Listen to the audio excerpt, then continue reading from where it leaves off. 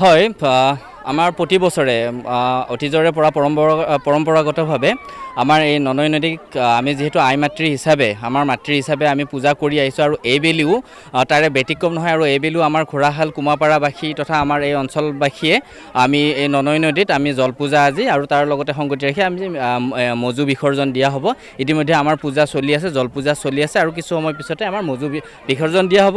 আৰু ইয়াৰে গুৰিতে হৈছে কি যিহেতু আমি নদী মাতৃক দেশ বুলি আমি ভাৰতবৰ্ষখন নদী মাতৃক দেশ আৰু তাৰে আমিও ব্যতিক্ৰম নহয়। আমি যিহেতু আমাৰ ননৈ নদীক আমি আমাৰ আয়ুস ৰেখা হিচাপে আমি মানি আহিছোঁ আৰু তাৰে যিহেতু এতিয়া বাৰিষা সময়ত আমাৰ এই ননৈ নদীয়ে কাল ৰূপ ধাৰণ কৰে আৰু ইয়াৰ ফলত আমাৰ বিভিন্ন অঞ্চল বিস্তীৰ্ণ অঞ্চল আমাৰ কি হয় কৃষিভূমিৰ লগতে আমাৰ সৰ্বসাধাৰণ মানুহ তথা আমাৰ গোধনৰ লগতে অন্যান্য পশু পক্ষীও আমাৰ ইয়াৰ পৰা মানে পৰিত্ৰাণ নাপায় যিহেতু আমাৰ বানপীড়িত অঞ্চল আৰু ইয়াৰ ফলত মানে আমাৰ মথাউৰি যিহেতু আমাৰ পূব পাৰে আৰু পশ্চিম পাৰে দুটা মথাউৰি আছে আৰু দুয়োটা মথাউৰিৰে প্ৰতি বছৰে বৃহত্তৰ ক্ষতি হৈ আহিছে আৰু তাৰে পৰিত্ৰাণ বিচাৰি আমি কুমাপাৰাবাসী তথা আমাৰ অঞ্চলবাসী ৰাইজে আমি প্ৰতি বছৰে আমি জল পূজা আয়োজন কৰি আহিছোঁ আৰু এইবাৰো তাৰে আমি ব্যতিক্ৰম নহয়।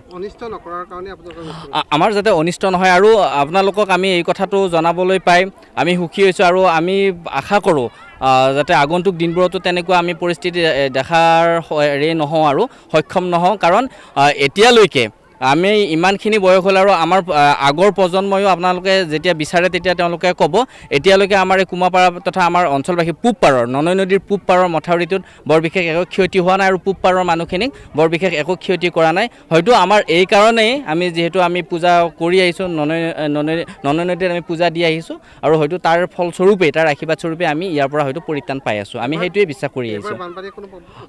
যোৱা বছৰো হোৱা নাছিলে, তাৰ আগতেও হোৱা নাই আৰু এইবাৰ যিহেতু প্ৰথম বানপানী ইতিমধ্যে হৈ গ'ল কিন্তু এতিয়ালৈকে আমি কোনো অসুবিধা আমি সন্মুখীন হোৱা নাই। কিন্তু এটা কথা আমাৰ ননৈ নদীয়ে কিছু গৰাখহনীয়াৰ সৃষ্টি কৰিছে যদিও বৰ্তমানলৈকে আমাৰ এই অঞ্চলবাসীৰ এতিয়ালৈকে মানে বানপানীত কোনো ক্ষতি হোৱা নাই।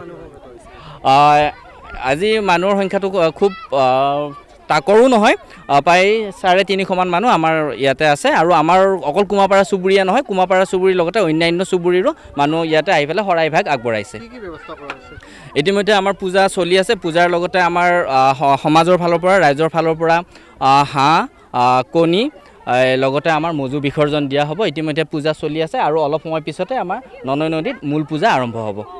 মানে আমি জল পূজাখিনি এইখিনিৰ কাৰণে কৰা হৈছে মানে যিমানবিলাক মানুহ প্ৰায় ঠাইত আমি দেখি আহিছোঁ বানপানী কিমান সমস্যাত ভুগি থাকে। ননৈ মায়ে যাতে আমাক কোনো একো হেৰি নকৰাকৈয়ে তেওঁৰ পিনে থাকক বুলি আমি নাম কীৰ্তন কৰা হৈছে বা ইয়াতে মেজি আমি নদীত এনেকৈ ভোৰ কৰি উটাই দিওঁ সেইখিনিয়ে আৰু মানে কোনো মথাউৰি যাতে নিচিঙক আমি কোনো সমস্যাত নুভোগোঁ। হাঁহৰ কণী দিওঁ, হাঁহৰ পোৱালি দিওঁ, দি সেনেকৈ উটাই দিওঁ, নৈবদ্য দিওঁ ধুনীয়াকৈ, মালা ফুলৰ মালা দিওঁ, দি এনেকৈ উটাই দিওঁ। হয় হয় মাহ প্ৰসাদ আজি আহি আছে প্ৰায় 100মান মানুহ, 100-150মান মানুহ আহিছে।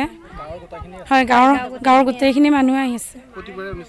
হয় প্ৰতিবাৰে আমি মানে বিয়া হোৱা 8 বছৰ হ'ল, তাৰ আগৰ পৰাই ককা দেউতাৰ দিনৰ পৰাই কৰি আহিছে আমি গম পোৱাত। এতিয়া আজি এই 8 বছৰেদি আমি দেখা পাই আহিছোঁ এতিয়ালৈকে। আৰু এই জল পূজা এইটো ধৰ পৰম্পৰা, আমি এই জল পূজাটো কৰিয়ে আহিছোঁ। ইয়াতে বহুত কেইটামান কাৰণ আছিল আগৰ আটা পিতা দিনৰে তেওঁলোকে জানিল বহুত, আমি নাজানো। সেই লৈ আমি সেই সূত্ৰে আমি যিখিনি দুৰৱস্থাত বা পৰি পেলাই আমি জলপূজাখিনিৰ কাৰণে সকলো ৰাইজ একত্ৰিত হৈ পেলাই জলপূজাখিনিত আগবাঢ়িছোঁ। যিকোনো খবৰৰ বাবে যোগাযোগ কৰক 7099017330 লগতে 7099017110 নম্বৰত।